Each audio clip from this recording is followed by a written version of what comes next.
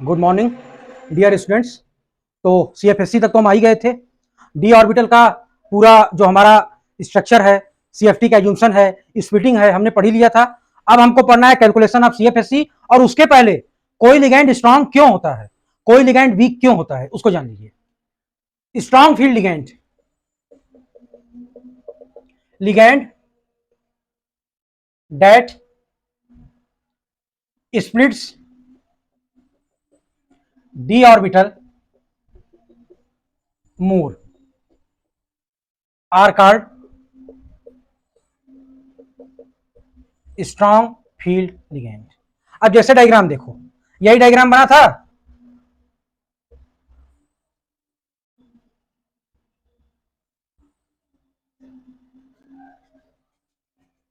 यही डायग्राम था, ये एजी था, ये T2G था। ठीक, ये जो गैप था इसे कहते हैं डेल्टा ओ। जितना ज्यादा ये डेल्टा ओ की वैल्यू होगी, समझिए लिगैंड उतना ही स्ट्रांग है। यानी जो गैप है ईजी और T2G के बीच में, जितना ज्यादा इंक्रीज होगा, समझ लीजिए स्प्लिटिंग उतनी ज्यादा हुई है, समझ लीजिए लिगैंड उतना ज्यादा स्ट्रांग है। जितना कम ये गैप होगा, समझ लीजिए स्प्लिटिंग उतनी ही कम हुई है, मतलब लिगैंड उतना ही वीक है। तो आइए, ये तो था आपका स्ट्रांग फील्ड लिगैंड। अच्छा, स्पेक्ट्रोकेमिकल सीरीज का वीडियो मैंने बनाया था ना, कौन स्ट्रांग है किस कंडीशन में, कौन वीक है किस कंडीशन में, वहां से आप पढ़ सकते हैं। Which ligand is strong in which condition and the same ligand is weak in which condition, वो आप स्पेक्ट्रोकेमिकल सीरीज के वीडियो से पढ़ सकते हैं। सबसे बेहतरीन वीडियो वही है जो आपके कंसेप्ट को 100% क्लियर करेगा। 10 साल बाद भी अगर आप देखेंगे, इस चैनल पे आएंगे, तो यही वीडियो स्पेक्ट्रोकेमिकल सीरीज का सबसे बेस्ट होगा। चलिए इस पे ध्यान दीजिए, ये आपका आ गया। फील्ड लिगैंड क्या है? The ligand that splits d orbital less are called weak field ligand। बना लो डायग्राम।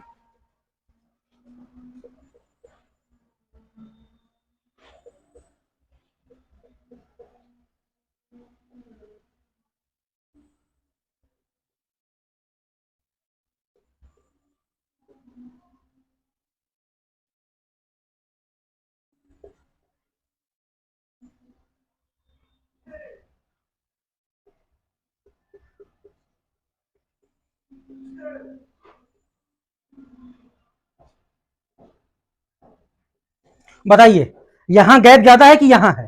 गैप तो यहां ज्यादा है, तो इसका मतलब ये किसका काम है? स्ट्रांग फील्ड लिगैंड का। ये गैप कम है, तो ये किसका काम है? वीक फील्ड लिगैंड का। दो तरह के लिगैंड होते हैं, एक स्ट्रांग और एक वीक। क्यों कोई लिगैंड स्ट्रांग है और क्यों कोई लिगैंड वीक है, इसका कारण आप जान गए। मेन कारण इसका यही है कि कौन सा लिगैंड किस कंडीशन में स्ट्रांग है और वही लिगैंड किस कंडीशन में वीक है। इसको हो गया ये। चलिए आगे बढ़े। फैक्टर्स अफेक्टिंग, कौन सा factors affecting the splitting of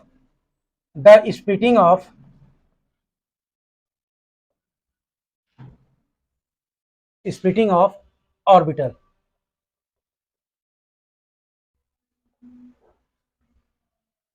तीन फैक्टर हैं बच्चों। पहला factor oxidation state proportional to splitting. मान लो कोई मेटल आयन है, उसका ऑक्सीडेशन स्टेट +2 है। मान लो थोड़ी देर बाद उसी का ऑक्सीडेशन स्टेट हो गया +3। यहां से यहां जाने में 30 to 40% स्प्लिटिंग क्या हुई?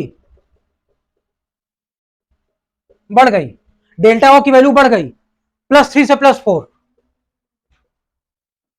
40 to 50% स्प्लिटिंग बढ़ गई।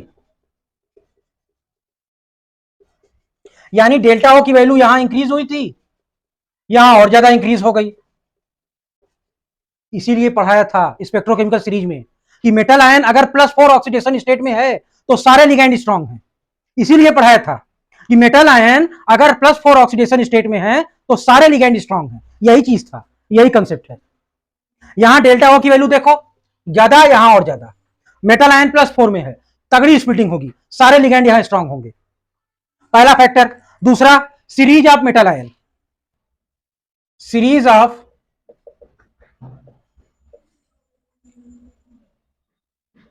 मेटल एटम या मेटल आयन। अगर मेटल आयन 3D सीरीज का है,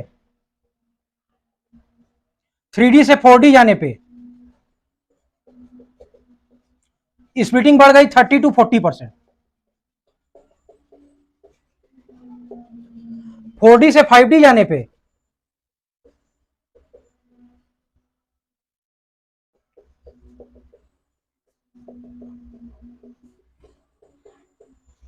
उसका कारण है ना, डाउन द ग्रुप आप आएंगे, इफेक्टिव न्यूक्लियर चार्ज बढ़ेगा। जितना ज्यादा इफेक्टिव न्यूक्लियर चार्ज बढ़ेगा, मेटल आयन उतना ही तेजी से लिगैंड को अट्रैक्ट करेगा, उतनी ही ज्यादा स्प्लिटिंग होगी। Down the group, down the group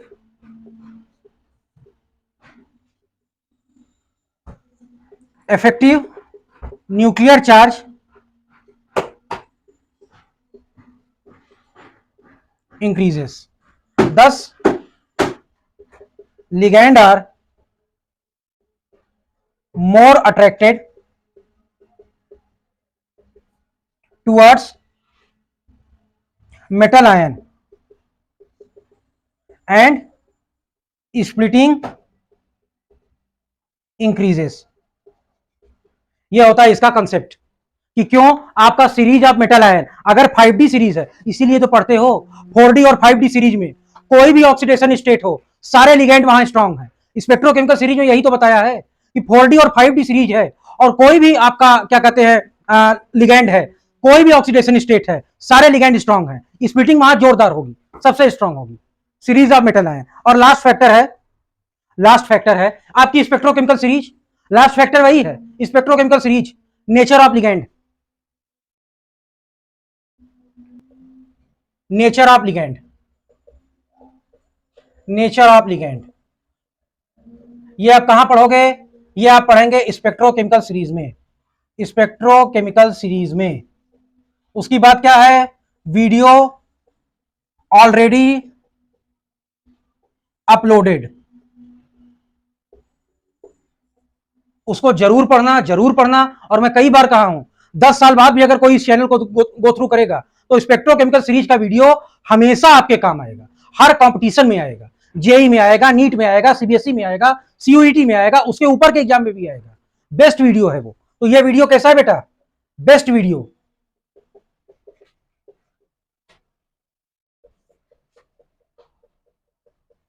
ठीक, नेचर ऑफ लिगेंड।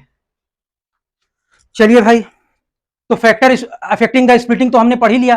अब हमारा क्या आपका वीडियो है, कैलकुलेशन ऑफ सीएफएसई, उस पर चलते हैं। कैलकुलेशन ऑफ सीएफएसई, आइए पहले डायग्राम से समझ लीजिए फिर कैलकुलेट कीजिएगा।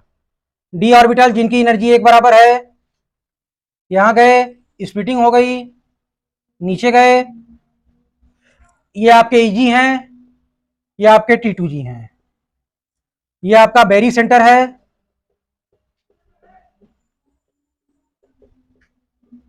ये गैप आपका क्या है बेटा? इसी गैप को नाम दिया गया है डेल्टा ओ। यहां तक तो हम पहले ही पढ़ लिए थे। अब हमें क्या पढ़ना है? अब हमें वो पढ़ना है जो हमारे काम आएगा कैलकुलेशन में। इस कैलकुलेशन में जो काम आएगा जरा देखिएगा, टोटल कितने ऑर्बिटल हैं? 5। यहां कितने हैं? 2। यहां कितने हैं? 3। तो इनकी एनर्जी यहां लिख दो 2/5 डेल्टा ओ। चूंकि बेरी सेंटर के नीचे आया है तो माइनस साइन लगा दो। यहां 3 ऑर्बिटल हैं तो इनकी एनर्जी ऊपर लिख दो 3/5 डेल्टा ओ। बेरी सेंटर के ऊपर आया है तो प्लस चार्ज लगा दो। बस यही कंसेप्ट हमें काम आएगा कैलकुलेशन ऑफ सीएफएससी में। ठीक, ये तो था हमारा ये कंसेप्ट। अब हम जा रहे हैं पढ़ने कैलकुलेशन ऑफ सीएफएससी। बिल्कुल इसी कंसेप्ट का यूज करके हम सीएफएससी कैलकुलेट करेंगे। इस डायग्राम को देख लो, पांचों डी। इस बार बनाने का तरीका मैंने दूसरा किया है, डब्बा नहीं बनाया है इस बार। देख लो, इस बार लाइन बनाई है। पांचों डी ऑर्बिटल की एनर्जी एक बराबर, ईजी की एनर्जी ऊपर, T2G की नीचे। ये वाले कौन से थे?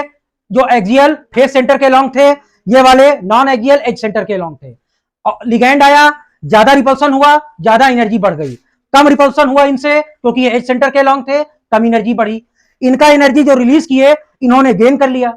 जो एनर्जी इन्होंने रिलीज किया वो इन्होंने गेन कर लिया। जरा दोनों को जोड़ना, सॉरी इन दोनों को क्या करोगे, जोड़ोगे ही ना। हाँ, क्या आएगा, बेरी सेंटर के बराबर एनर्जी, और क्या। चलो ए मैंने हटा दिया। अब चल रहे हैं सीएफएससी कैलकुलेट करने। D1, D2, D3, D4, फिर आपको बताएंगे, स्पेक्ट्रोकेमिकल सीरीज की वीडियो में बताया था कि ऑक्टाहेड्रल के लिए D4 से D7 के बीच में ही देखना है, वही अभी आपका क्लियर होगा। D1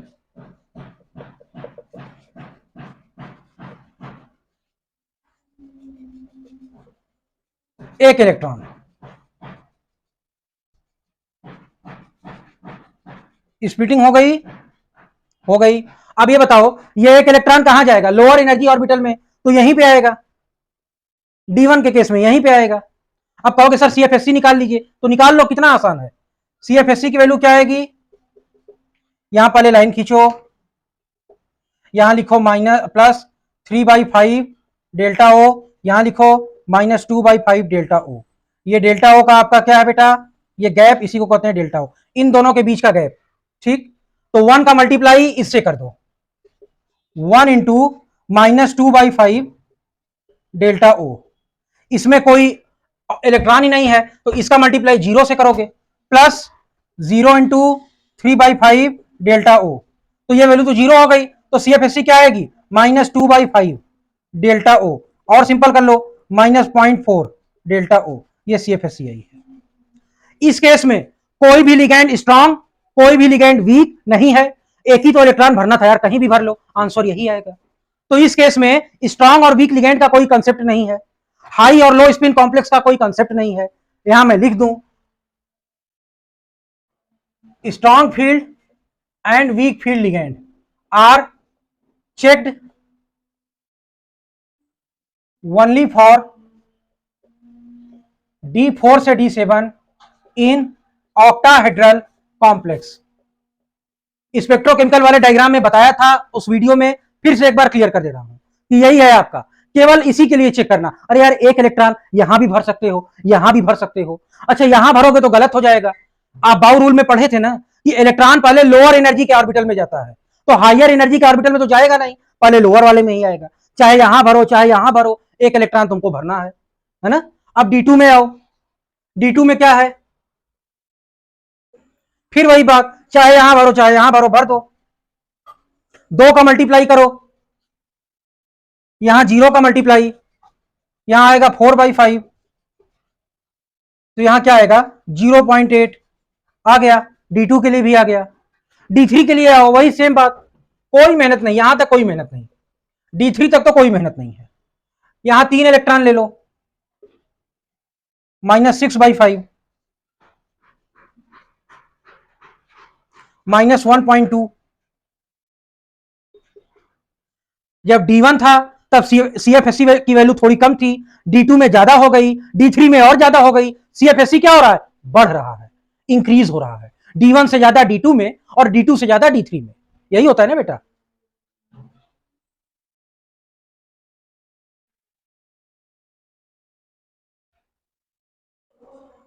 सॉरी सॉरी बच्चों, sorry sorry sorry sorry sorry sorry, घट रही है। सीएफएससी की वैल्यू D1 में ज्यादा थी, D2 में कम हुई, D3 में और कम हो गई। ठीक,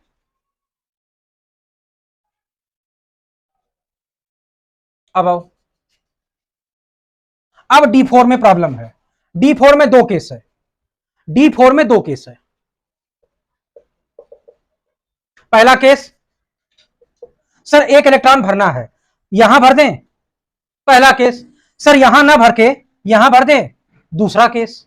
इसीलिए कहते हैं D4 से D7 तक हमारा आएगा स्ट्रांग और वीक फील्ड। अगर स्ट्रांग फील्ड लिगेंड है SFL, तो वो कराएगा पेयरिंग, क्योंकि डेल्टा ओ की वैल्यू ज्यादा होगी पेयरिंग एनर्जी से, तो पेयर होगा, इसीलिए यहां पेयरिंग होगी।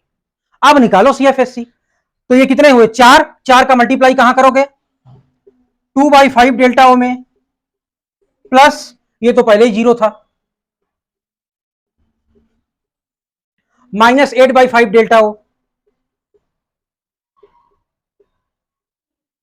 ये आएगा, हाँ यही आएगा, और क्या आएगा, -8/5 डेल्टा ओ। तो 5/8 क्या होगा, कैलकुलेट कर लो, 5 बन जा 5, 1.6, 1.6 डेल्टा ओ आएगा। आया कि नहीं? दूसरा केस, दूसरा केस, अगर ये वीक हुआ, अगर ये वीक हुआ तो ये इलेक्ट्रॉन यहां ना जाके यहां जाएगा, तो डेल्टा ओ क्या होगा? पी से कम होगा, पेयरिंग नहीं होगी, ऐसा आएगा। अब निकालो, 3 का मल्टीप्लाई करो, यहां पहली बार किसी का 1 का मल्टीप्लाई हो रहा है, पहली बार इसकी भी वैल्यू आएगी, तो क्या आएगा? चलो, -6/5 डेल्टा ओ प्लस 3/5 डेल्टा ओ, -3/5 डेल्टा ओ आएगा, -0.6 डेल्टा ओ। ये आया कि नहीं आया? इस बार सीएफएससी की वैल्यू पिछली बार क्या थी, इस बार क्या है, अलग अलग है कि नहीं है? अच्छा एक बात, स्ट्रॉन्ग और वीक तो जान गए, हाई स्पिन और लो स्पिन कॉम्प्लेक्स क्या है, जरा ध्यान दो। पिछली बार इलेक्ट्रॉन ऐसा बनाए थे, कितने अनपेयर्ड इलेक्ट्रॉन हैं? 2। Strong field ligand D4, number of unpaired electron है 2। Week field ligand D4, number of unpaired electron है 4, है कि नहीं है? 4 ना, 1 2 3 4 हो गया कि नहीं? तो जरा मैग्नेटिक मूवमेंट निकालो, mu equal to square root n into n plus 2। N क्या है? नंबर ऑफ अनपेयर्ड इलेक्ट्रॉन, यहां एन की वैल्यू 2 है, 2 इंटू 2 प्लस 2 क्या आएगा? √8, 2.2 बोहर मैग्नेटॉन। मैग्नेटिक मूवमेंट की वैल्यू इनके लिए है, जरा इनके लिए निकालो, इनके लिए क्या आएगी? 4 into 4 plus 2 √24, 4.96 Bohr magneton. Value किसके लिए ज्यादा है, यहां या यहां? आपका जवाब होगा सर यहां ज्यादा है। इसका मतलब वीक फील्ड लिगेंड के केस में हाई स्पिन कॉम्प्लेक्स बनेगा, और D4 में अगर स्ट्रॉन्ग फील्ड आया तो क्या बनेगा? लो स्पिन कॉम्प्लेक्स। अब समझ में आया कि स्ट्रॉन्ग और वीक D1 D2 D3 के लिए चेक नहीं करते, केवल D4 D5 D6 D7 के लिए चेक करते हैं। हाई और लो स्पिन कॉम्प्लेक्स इन्हीं के लिए निकलता है। कई लोग D1 के लिए भी निकाल देते हैं, D2 के लिए भी निकाल देते हैं।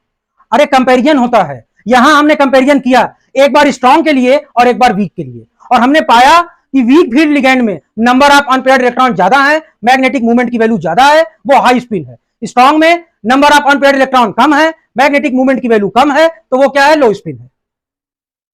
ये तो था आपका कंप्लीट कंसेप्ट, ये आपका कंप्लीट कंसेप्ट था। अब आइए D5 के लिए निकालिए, चलिए D5।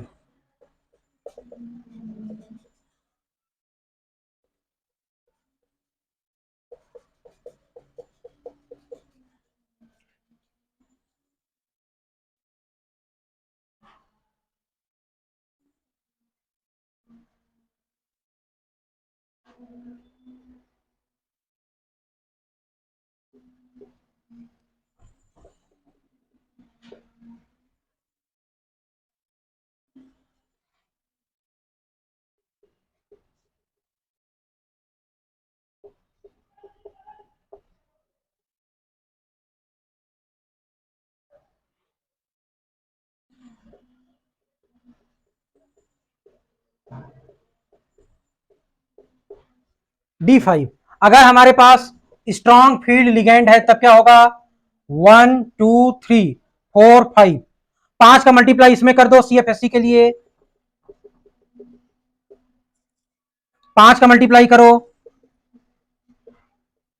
प्लस 0 का मल्टीप्लाई 3/5 में, वैल्यू -10/5 डेल्टा ओ, -10/5 क्या होगा? -2 डेल्टा ओ। ये सीएफएससी की वैल्यू आई है। कितने अनपेयर्ड इलेक्ट्रॉन है? एक अनपेयर्ड इलेक्ट्रॉन है, n बराबर 1, तो म्यू बराबर क्या होगा? n into n plus 2 square root 1 into 1 plus 2 √3 होगा, 1.732 बोहर मैग्नेटॉन होगा। ले जाओ, ठीक। अगर आपका क्या है, लिगेंड वीक फील्ड है तब, अगर WFL है तब, WFL है तब, ऐसे में 1 2 3 4 और 5 ऐसे हो गया। निकाल लो सीएफएससी, 5 अनपेयर्ड इलेक्ट्रॉन है, यानी ये आपका हाई स्पिन कॉम्प्लेक्स होगा वीक फील्ड के केस में, 5 अनपेयर्ड इलेक्ट्रॉन है, पहले यही निकाल लो। पहले वीक फील्ड के केस में 5 अनपेयर्ड इलेक्ट्रॉन है, तो म्यू की वैल्यू निकाल लो, 5 इंटू 5 + 2 √35, 5.96 बोहर मैग्नेटॉन।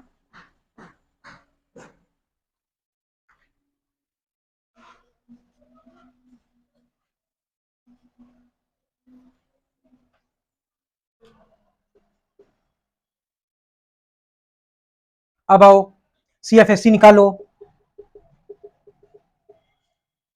3 गुणे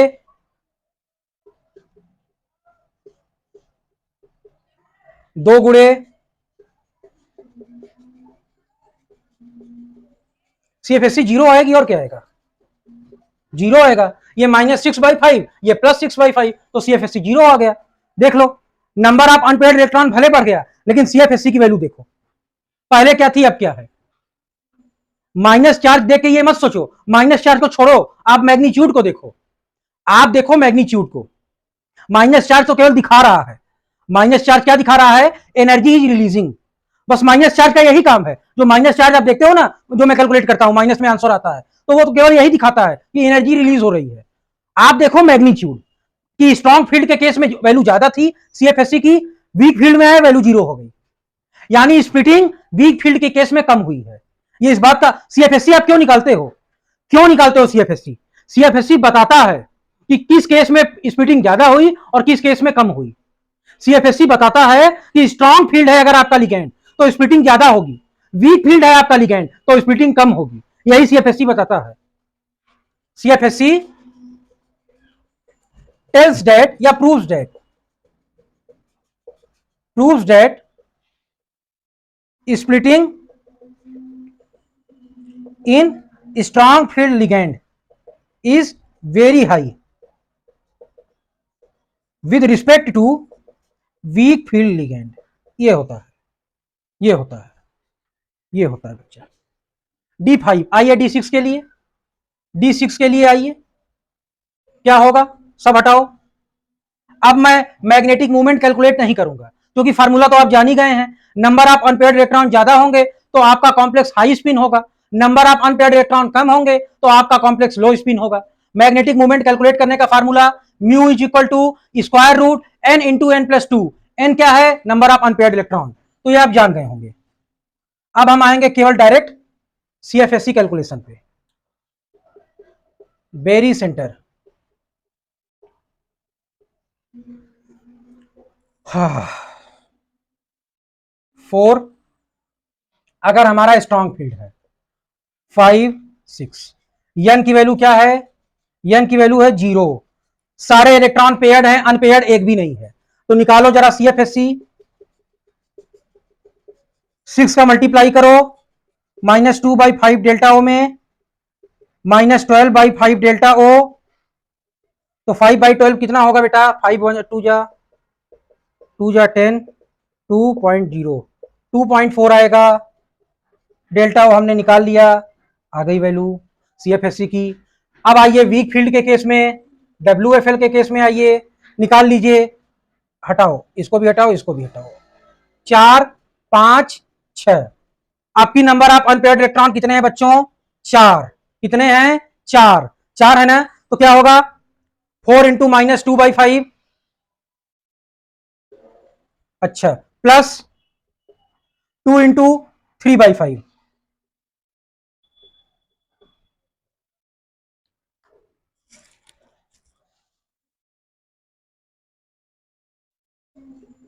-8/5 डेल्टा ओ, प्लस 6/5 डेल्टा ओ, -2/5 डेल्टा ओ, -2/5 डेल्टा ओ, -0.4 डेल्टा ओ। देख लो, वीक फील्ड में स्प्लिटिंग की वैल्यू अभी स्ट्रॉन्ग फील्ड में कितनी थी, उससे कम हो गई वीक फील्ड में। ये है आपके n बराबर 4 है, हाई स्पिन कॉम्प्लेक्स। पिछली बार SFL में n की वैल्यू 0 था, लो स्पिन कॉम्प्लेक्स।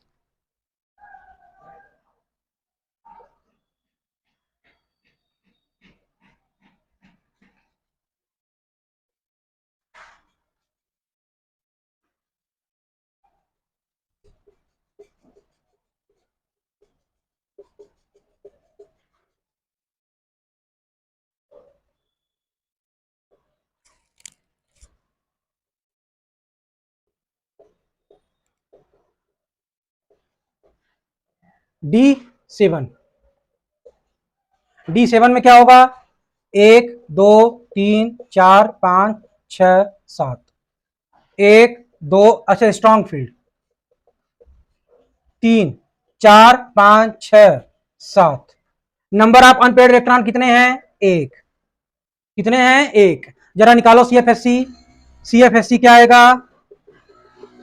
6 का मल्टीप्लाई करो -2/5 में, प्लस 1 का मल्टीप्लाई करो 3/5 में, क्या आया? -12/5 डेल्टा ओ प्लस 3/5 डेल्टा ओ, क्या आएगा? -9/5 डेल्टा ओ। तो 5/9 कितना आता है बेटा? 1.8, 1.8 डेल्टा ओ आया है। नंबर ऑफ अनपेयर्ड इलेक्ट्रॉन 1 हैं, तो ये लो स्पिन कॉम्प्लेक्स हुआ। लो स्पिन कॉम्प्लेक्स, ये आपका आई CFSC की वैल्यू। चलिए अब आते हैं हम वीक फील्ड की तरफ।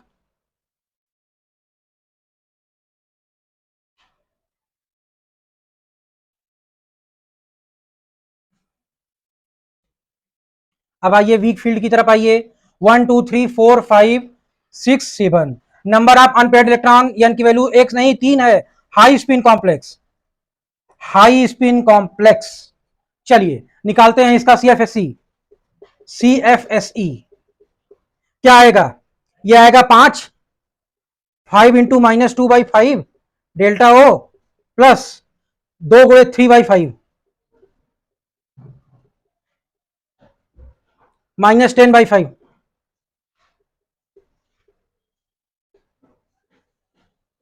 6/5 डेल्टा हो। एक काम करो, इसको -10/5 लो, क्या आएगा?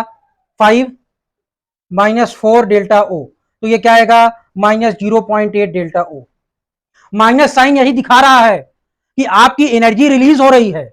माइनस साइन को मैथ का माइनस साइन मत ले लेना, ये मैथ का माइनस साइन नहीं है कि सर -1 -2 में कौन बड़ा है? -1 बड़ा है। ये माइनस साइन मैथ का साइन नहीं है। -1 -2 में कौन बड़ा है? -2 बड़ा है। आप 2 पे ध्यान दीजिए, माइनस तो केवल दिखा रहा है कि एनर्जी रिलीज हो रही है। माइनस पे ध्यान मत दीजिए, minus represent that energy is releasing during splitting of orbital.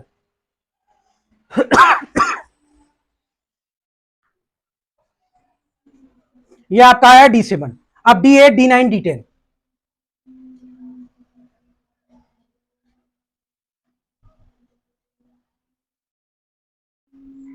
क्या लिखा है? पहले ऊपर पढ़िए, ऊपर पढ़ लीजिए। मतलब स्ट्रांग और वीक लिगेंड का कोई केस अब नहीं है। हाई और लो स्पिन कॉम्प्लेक्स का कोई केस नहीं है। जैसे D1 D2 D3 था वैसे D8 D9 D10 है। रफ कीजिए, रफ कीजिए। D8 पे आइए। D8 ये हुआ आपका D8। 1 2 3 4 5 6 7 8।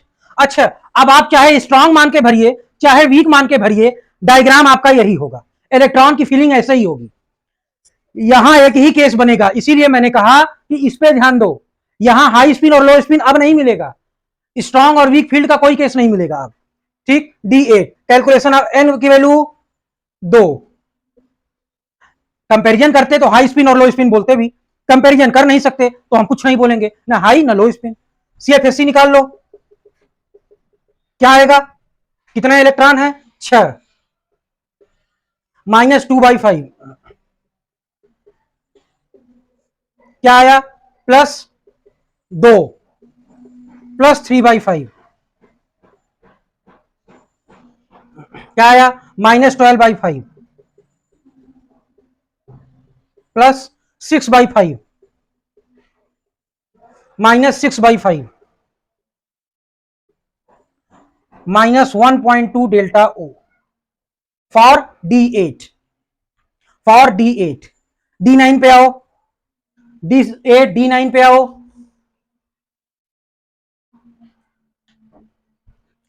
आ गए D9 पे। एन की वैल्यू 1। CFSC यही है, 3 का मल्टीप्लाई कर दो इसमें, 9/5 -3/5 -0.6 -0.6, माइनस में होगा ना, 0.6 होगा। ये आ गया D9 के लिए।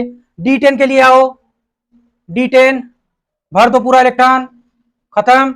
CFSC की वैल्यू क्या आएगी? 6 और ये 4, हाँ, तो क्या आएगा? -12/5 + 12/5, वैल्यू आ गई 0।